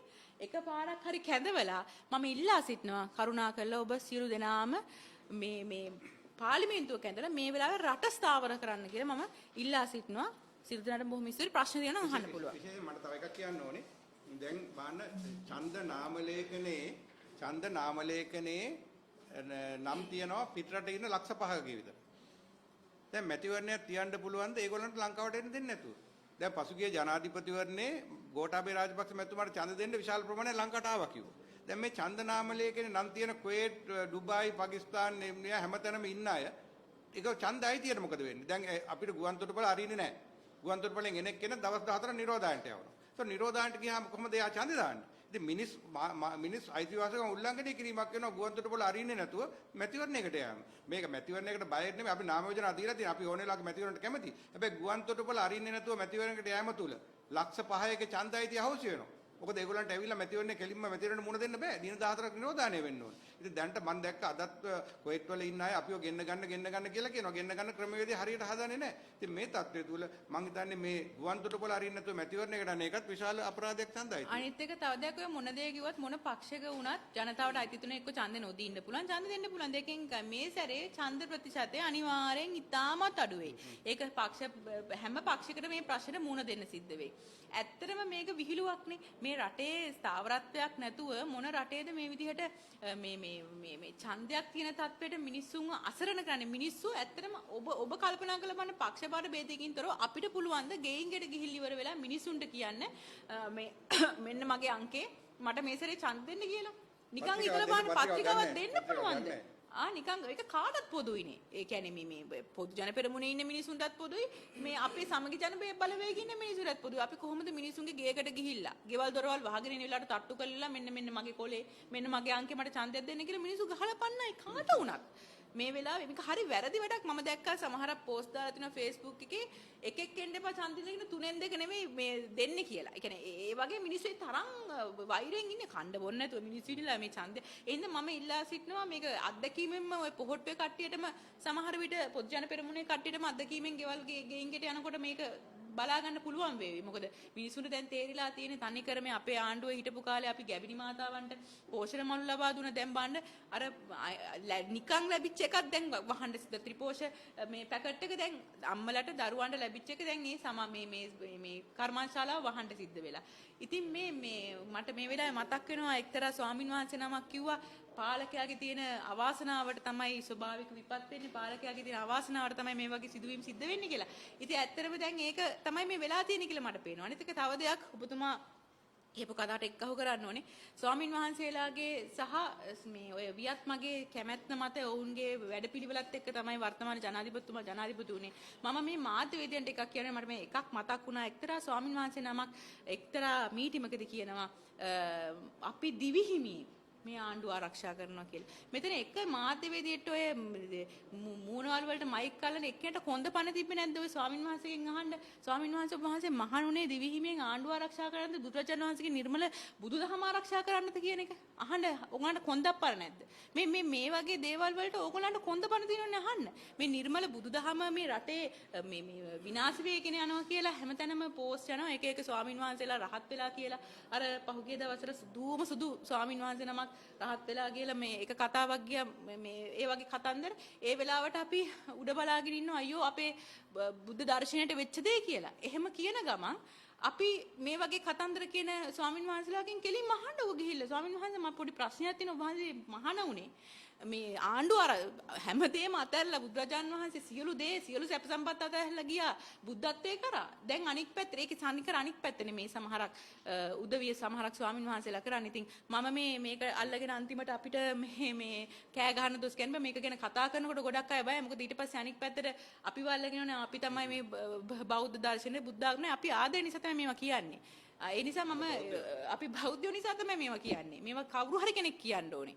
ඉතින් ඒ නිසා මේවා හැමෝම අල්ලන්න බය මාතෘකා. ඉතින් ඒ නිසා මේ කතන්දර සියලු දේත් කියන ගමන් මම ඉල්ලා සිටිනවා මේ මාධ්‍යවේදීන් සියලු දෙනාගෙමත් මේ ගේන්න කතාබහක් මේ ඉස්සරහට පාර්ලිමේන්තුව කැඳවිය යුතුයි කියලා. මොකද ඒක තමයි මේ අවස්ථාවේ රටේ සියලු දේ ස්ථාවර කරන්න පුළුවන් එකම විදිය. මොකද නැත්තම් අනාගත ඉස්සරහට බහාල් ටිකක් බත් ටිකක් ගන්න මිනිසුන්ට සල්ලි නැහැ. මොකද සල්ලි පාස් කරගන්න විදිහක් නැහැ. මන්ත්‍රීතුමනි දැන් 1.9 යුතුයකම් ඉටු කරන්න කියලා අපිට බජට් කියනවා. ඒ අතරේ රජය හිඟාකාලහර ක්‍රීඩා පිටිනයක් කරන්න යනවා කියලා. රජය හිඟාකාලහර ජනතාවරණය කන්න දෙන්නේ. ඒක තමයි මම කියන්නේ මේගොල්ලන් මූලික දේවල් මොනවාද කියලා තාම අඳුනගෙන නැහැ රටට මේ වෙලාවේ අවශ්‍ය. මේ වෙලාවේ ක්‍රීඩා පිටණිවත් මේ වෙලාවේ මේ නිර්මාණය කරපු වෙරළවත් එහෙම නැත්නම් එකක ව්‍යාපෘති නෙමෙයි මේ වෙලාවේ ව්‍යාපෘති වලට මූණ මේ හදන එක නෙවෙයි පාරවල්වත් ඒව කරන එක නෙවෙයි මේ වෙලාවේ මිනිසුන්ගේ බඩගින්න නිවන්න ඕනේ. හැම වෙලාවෙම නහයෙන් අන්නව රුපියල් 5000 දී ගන්න විදියක් නැහැ දී ගන්න විදියක් නැහැ කියලා. ඔය අනවශ්‍ය දේවල් වලට මුදල් වියදම් කරන වෙලාවේ දැන් මේ වෙලාව වෙනකොට ඔය යුතුයකම කියන මේ account එකට මං හිතන්නේ විශාල මුදල් ප්‍රමාණයක් බිලියනයකට වැඩිය යොදවලා තියෙනවා. ඒතර මේ මුදල් හරියට ඒ තැන් වලට යෙදවෙනවද? මේ මුදල් වලින් ප්‍රධාන වශයෙන් කළ යුත්තේ පළවෙනියට දැන් අලුත් නිර්මාණකරුවන් රාශියක් බිහි වෙලා තියෙනවා මේ කොරෝනා ව්‍යාපෘතිය මැඩ පැවැත්වීම සඳහා නොයෙකුත් විදිහේ නිර්මාණයන් තරුණියන් කරනවා. ඒවල යම්කිසි විදිහකින් ක්‍රමවේදයක් හදලා ඉවරලා ඔවුන්ට එතන ඉෆෙක්ටිව් එහෙම නැත්නම් ක්‍රියා අවශ්‍ය දේවල් තියෙනවා නම් ඒ කියන්නේ මේ එතනින්දින් හොඳම ව්‍යාපෘතිය මොනවද කියලා බලලා අනාගතයට බලපාන දේවල් වලට දෙන විසඳුම් මොකක්ද කියලා බලලා විසඳුම් තියෙන ව්‍යාපෘති මොනවද කියලා බලලා ඒ වගේ දේවල් වලට මුදල් වෙන් කරාට කිසි ප්‍රශ්නයක් නැහැ. මොකද මේ දැන් මම දැක්ක පහුගිය දවස්වල තරුණියන් ගොඩාක් ඔය ටෙස්ටිං කිට්ස් හදලා තිබ්බා. එහෙම තවත් ඔය අත හොදන يعني මං කියන්නේ සැනිටයිසර්ස් ඒ ගොඩාක් දේවල් හදලා තිබ්බා. දැන් මට පුළුවන් නම් ඒකිනුත් ඔය මේ මොකද්ද විස බීජනාශකයන්ගෙන් හරි කීයක් හරි ගහගන්න බලන්න මේ සමහරක් කට්ටිය නිසා මම ඉල්ලා සිටින ඔය ලොකු මුදලක් ලැබිලා තියෙන වෙලාවේ මේ මුදල තනිකරම මේ කොරෝනා ව්‍යාප්තිය මර්ධනය කිරීම සඳහා තනිකරම යොදවන්න කියන එක තමයි ඉතින් ඉල්ලා සිටින්නේ. මම දන්නේ ඒ වගේම අනික එක ඔබ කිව්වා වගේ රටේ ජනතාවගේ බඩගින්න නිවා ගැනීම සඳහා මේ යම්කිසි වැඩපිළිවෙලක් අපේ සජිත් ප්‍රේමදාස අපේ නායකතුමා කිව්වා වගේ රුපියල් 5000 මෙහෙ බලනකොට ඉවරයි. රුපියල් 5000න් ජීවත් වෙන්න පුළුවන් දවස් කීයද? සාමාන්‍ය ක්‍රමවේදය තමයි රුපියල් 20000ක්වත් එක පවුලකට අවශ්‍යයි. ඇත්තටම අපේ ආණ්ඩුවක් තිබ්බනම් ඔය අනවශ්‍ය වියදම් කපා හැරලා අපිට එහෙම හැකියාවක් තියෙනවා අපි එහෙම දෙනවා. ඉතින් මේවා මේගොල්ලන්ට දැනෙන්නේ නැහැ. මේගොල්ලන් ඉස්සෙල්ලා කිව්වා වගේ තනිකර බොරුවක් කළා මේකද අර්බුදයක් විසින් නිර්මාණය කරපු අර්බුදයක් පෙන්නලා නිර්මාණය කරපු ආණ්ඩුව අර්බුදයක් විසින්ම නැති විනාශ වෙලා යනවා. ඔබතුමීට එක්සත් ජාතික පක්ෂයෙන් නිරතුරුව ලිපිය හම්බුණාද? මේ දවස් 2-3කට කලින් හම්බ වුණා. මට හමුණා. මං හිතන්නේ අපිට ගෙදරට හම්බුණා කියලා කිව්වා. මට තාම නෑ. දැන් එතකොට අපිට දැන් පේන දෙයක් තමයි සෑම මැතිවරණයක් ලම් වෙනකොටම එක්සත් ජාතික පක්ෂයේ අර්බුදයක් පැනනගිනවා. ඒ මැතිවරණයක් ලම් වෙන හැම කාල සීමාවක් තුළදම මේ අර්බුදය පැනනගිනවා. ඒකට හේතුව මොකද්ද? හිතාමතා අවුරුදු කියලා විපක්ෂෙම සිටී කියන මතයේ එක්සත් ජාතික පක්ෂය දෙන්නේ. ඒකද දන්නේ නැහැ ඔබතුමා හොඳ තැනකට තමයි මේ ප්‍රශ්නේ ගෙනාවේ. ඇත්තටම කියනවා නම් අපි නිරන්තරයෙන් කියනවා ඩීල් තියෙන්නේ කාටද කියන එක අපි එදා ඉඳන් කිව්වා. රටේ ජනතාවත් දැන් ඒක පැහැදිලිව දන්නවා.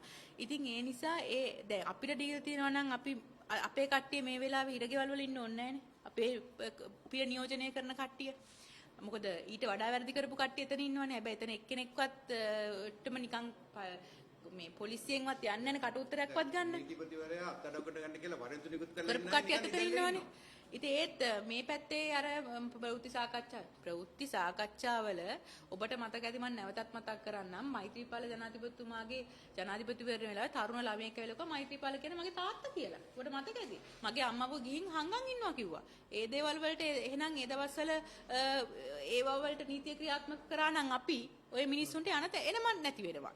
ඒත් දේශපාලනය කරනකොට වේදිකාවල වාග් ප්‍රහාර එල්ල කරගන්න එක ඒව මේවා කියාගන්න එක හරි සාමාන්‍යද මේ පොඩි ළමයි වගේ මේ ඇත්තරම මේ ප්‍රෙස් එකක් තිබ්බ පළියට මිනිසුන්ව දානවා. එතකොට නොයෙකුත් හේතුන් වලට මේ කණ්ඩායම කට්ටියනේ ඔය සියලු දේ බලපාන. හැබැයි ඊට වඩා 100 ගුණයක් වැරදි කරපු රටේ මිනිසුන්ගේ මුදල් වංචා කරපු කට්ටිය අතන ඔය හොඳට යහතින් ඉන්නේ කිසි ප්‍රශ්නයක් නැතුව.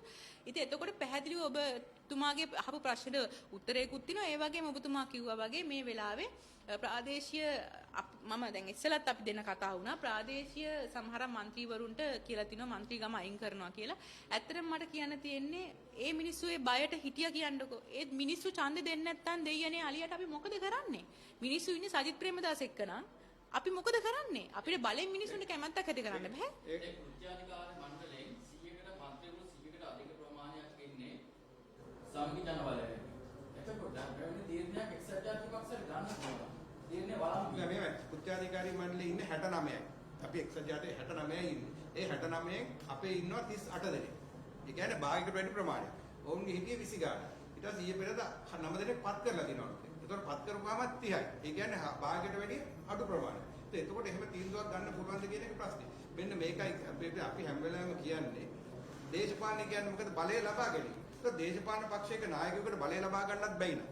ඒ ලබාගත් බලය රැක ගන්නත් බැරි නම් පාක්ෂික වෙනුවෙන් ඒ පක්ෂේ නායකයෙක් සිටියේ නු. මම මේක හැම වෙලාවෙම කියනවා. මේ පක්ෂේ පිටෝපු දවසේ ඉඳන් එතුමා එක්සත් ජාතික පක්ෂ 46 එතුමා එක්සත් ජාතික පක්ෂ නායකයා වුණේ 94. 94 අවුරුදු 48ක්. මේ 48ට නායකයෝ 30 දෙනෙක් නායකයෝ 6 දෙනෙක් හිටියා මේ මන්ත්‍රීතුමිය එක්සත් ජාතික පක්ෂේ ප්‍රබල නායකයෝ. තාම මේ රට නිදහස ගත්තට පස්සේ අපේ පක්ෂේ පිරලා අවුරුදු 5කට පස්සේ හදපු ශ්‍රී ලංකා පක්ෂේ මේ රට වැඩි පාලනය කළා තියෙනවා. එයි අවුරුදු 26ක් තිස්සේ මේ නායකයාට මේ පක්ෂය බලයට ගන්න බැරුව ගියා. 1946 ඉඳන් 94 දක්වා අවුරුදු 48න් එක්සත් ජාතික පක්ෂ නායකයෝ 6 දෙනෙක් ඩී.එස්. ඩඩ්ලි සර්ජෝන් ජේ.ආර්. ආර්.ප්‍රේමදාස දී.බී. ජයතුංග අවුරුදු 32ක් රට පාලනය කළා. මේ අවුරුදු 32 තුල සෞපකාරී බලය නිසා මහ ඇමති ජනාධිපති අග මුළු රටම එක්සත් ජාතික පක්ෂ. මෙතුමා 94 බලයට ඇවිල්ලා ජනාධිපති වන්න 6ක් අපේ එක්සත් ජාතික පක්ෂ නායකයෙකුට ජනාධිපති වෙන්න බැරුව ගියා.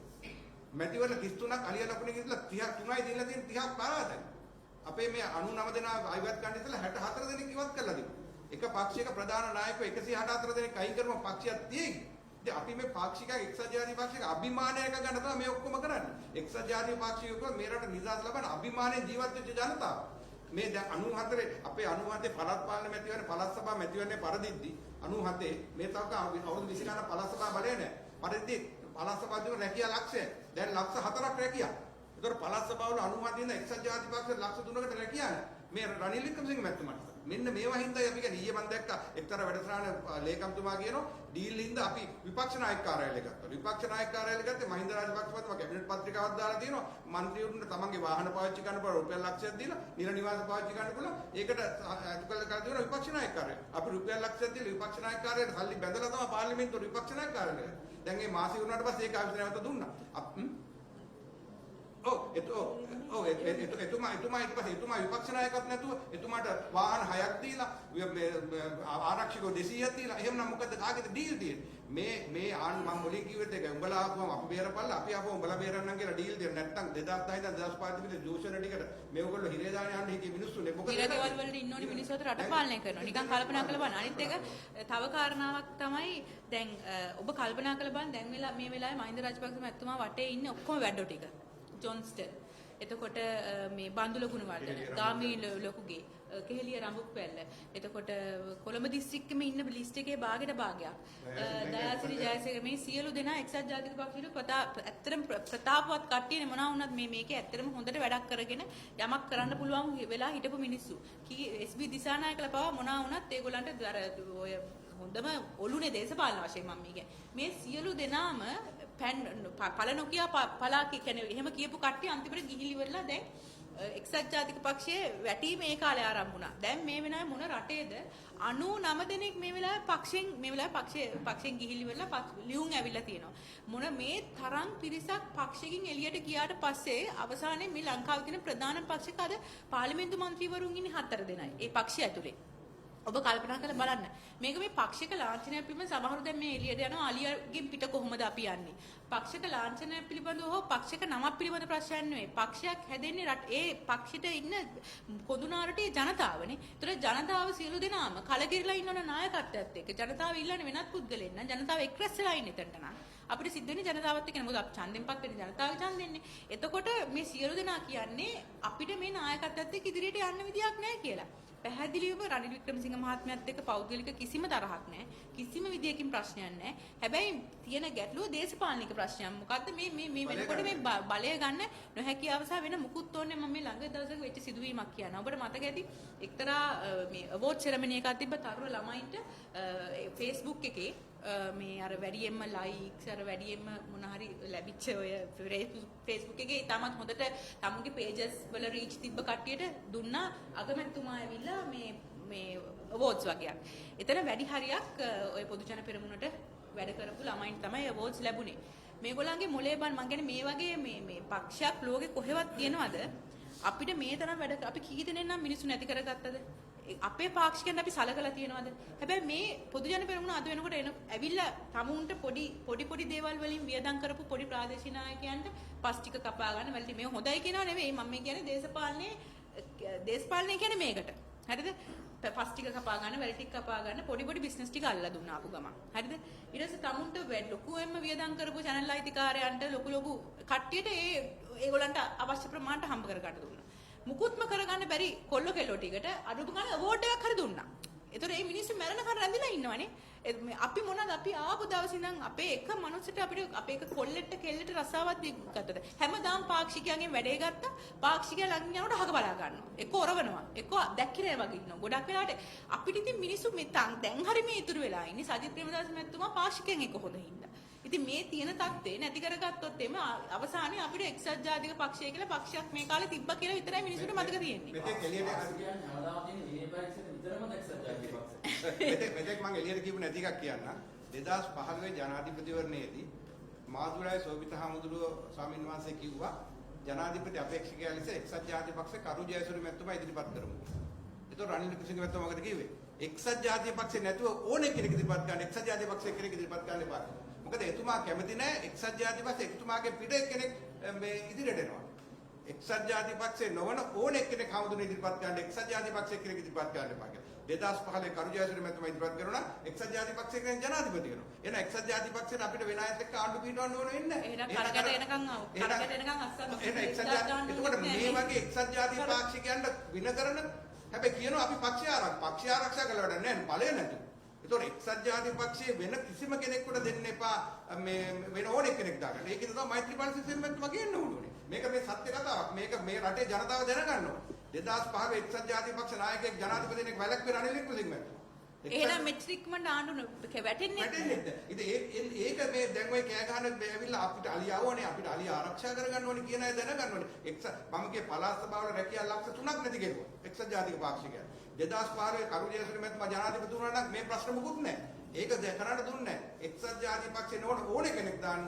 හැබැයි එක්සත් ජාතික පක්ෂයේ ජනාධිපති අපේක්ෂකමක් දාන්න එපා කියලා. ඉතින් මේක තමයි මේ එක්සත් ජාතික පක්ෂේ නායකයා මේ එක්සත් ජාතික පක්ෂයට කරලා තියෙන්නේ. ඒකේ තමයි අපි එක්සත් ජාතික පක්ෂයේ එළියට ඇවිල්ලා දෙන්නේ. හැබැයි හොඳට මතක තියාගන්න මේ රටේ බහුතරය 99% එක්සත් ජාතික පක්ෂය සමගි ජන බලවේගයත් එක්ක ඉන්නේ. ඊළඟ මැතිවරණයේදී දැන් මැතිවරණේ පරාජය පෙනිපෙනී ඉන්නේ තමයි ඔය දැන් ආණ්ඩුවත් එක්ක මුක් ගහලා මහින්ද රාජපක්ෂ අගමැති කරන්න දැන් රනිල් වික්‍රමසිංහ මහත්මයා කරන්නේ. ඒක එක්සත් ජාතික පක්ෂය කියලා කියන්නේ අපි. මේ මෙතන ඉන්න කට්ටිය මේ මෙතනට එන මේ මිනිස්සු. අපි මෙතන අනිත් කට්ටිය නෙමෙයි ඔක්කොම එක්සත් ජාතික පක්ෂයට කාලයක් කලියට ඡන්දෙ ගහපු කට්ටිය තමයි අද සජිත් ප්‍රේමදාස මහත්තයා සහ අපිත් එක්ක එක්කමලා ඉන්නේ. ඉතින් ඒ හින්දා මේ මට කියන්න තියෙන ලකුණක් පස්සේ කවදාවත් පන්නලා වැඩක් නැහැ. අත ලකුණම ඕනේ කිය හිටියන ශ්‍රී ලංකා පක්ෂය. එහෙනම් දැන් අත ලකුණෙන් අපාට පුටුවට ආවා. ජයග්‍රහණය කරුවා. පුටුවෙන් බුලත් කොලයට ආවා. ජයග්‍රහණය කරුවා. දැන් පොහොට්ටුවට ඇවිල්ලා ජයග්‍රහණය කරනවා. අපි අලියාගෙන් මැතිවරණ 33ක් 94න් පස්සේ පැරදිලා 30ක් පැරදිලා දැන් අලියා ඕනේ අලියා ඕනේ. දැන් ඊයේ පෙරේද කියනවලු දැන් මේ මැතිවරණේ තියෙන සලකුණු අතර කියලා. දැන් ජනතාවට සලකුණු වලින් වැඩක් නැහැ. අත නැතුව පුටුවට ඡන්දෙ දුන්නා නම් දැන් එහෙනම් අලිය නැතුව අපිට මේ අපේ ලාංඡන ටෙලිෆෝන් එකට දැන් ඕන එක හැම කෙනෙක් අතෙම තියෙන දුරකථනය. දැන් ඕනේ කතා කරන දුරකථනයේ ඕගොල්ලෝ හැම එකම දුරකථනයට ඡන්ද දෙන්න බැයිද? අලිය නැතුව. මේක අලියගේ ප්‍රශ්නයක් නෙමෙයි. අපිට ඕනේ එක්සත් ජාතික පක්ෂයේ අභිමානය රකින්න. එක්සත් ජාතික පක්ෂයන් රැකියාව ලබා දෙන්න. එක්සත් ජාතික පක්ෂ ආණ්ඩුවක් පිහිටවන්න. එහෙම නැතුව මේ වෙන මේ ප්‍රශ්නයක් නෙමෙයි. අලියා නෙමෙයි මොකෙන් හරි අපිට එක්සත් ජාතික පක්ෂ ප්‍රමුඛ පාක්ෂිකයන්ගේ අභිමානය රකින්න ඕන නම් අපි ඒක කරනවා. ඒක තමයි අපි සමග ජනබලවේගය හදලා දුරකථනයේ ලාංඡනයේ මේ මැතිවරණ ඉදිරිපත් වෙන්නේ. කිත සලකුණ ගැන හිතන්න එපා. ශ්‍රී ලංකන පක්ෂයත් අත ලකුණ අමතක කෙරුවා නම් රට වැඩියෙන් පාලනය කළ පක්ෂයේදී අපිට මේ ප්‍රශ්නය කරන්න බැහැ. ආසන්න ප්‍රශ්නේ මේ හිටපු ජනාධිපතිතුමා පුදුමේ විතර මෛත්‍රීපාල සිරිසේන මහත මේ අර්ජුන එලෝසියස් ගෙන්න ගන්න අස්ස 21000 ගෙවවලු. අතේ කරකටත් ආවා. ඒ ගෙන්න ගන්න බැරිනේ මේ පාලන කාලේ.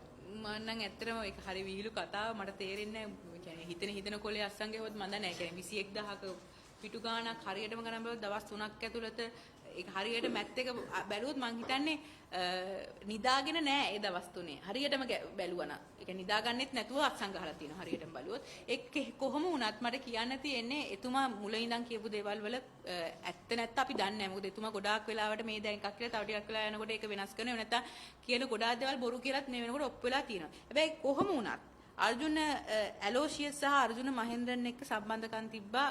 අනිවාර්යෙන් රනිල් වික්‍රමසිංහ මහත්මයා සහ ඒ කණ්ඩායමත් එක්ක හොඳ යාළුවෝනේ. ඉතින් සමහරට එතුමා කියන්න හදනම ඇත්ත එතුමා අස්සම් කරලා පුළුවන් තරම් try කරා ඒත් රනිල් වික්‍රමසිංහ මහත්මයා ප්‍රමුඛ ඒ කීප දෙනා නිසා ගෙන්න ගන්න බැරි වුණා කියන එක තමයි එතුමා ඒ අදහස් කරන්න ඇත්තේ. ඉතින් දැන් හරිනේ දැන් වෙනත් ආණ්ඩුවක් තියෙනවා. දැන් ගෝඨාභය රාජපක්ෂ මහත්මයාව ජනාධිපති කරවන සටනේදී ඔය කෑ ගහපු ගොඩාක් විමල් විරවංශ මහත්මයා උදේගම්මන් පිළ ඔය ගොඩාක් දෙනා කිව්වේ දවස් ජනාධිපති වෙලා දවස් දෙකක් ඇතුළත ජනාධිපති වෙලා සතියක් ඇතුළත අර්ජුන් මහේන්ද්‍රව ගෙන්නනවා මේ රටේ මිනිස්සුන්ට ඉතුරු සාලිය ටික දෙනවා මේ හොරකම් කර මුදල් ටික නැවතත් මිනිස්සුන්ට බාර දෙනවා ඒ කතන්දර ගොඩක් කිව්වා. ඉතින් ඒ නිසා දැන් ඇවිල්ලා මාස 6ක් වෙනවා.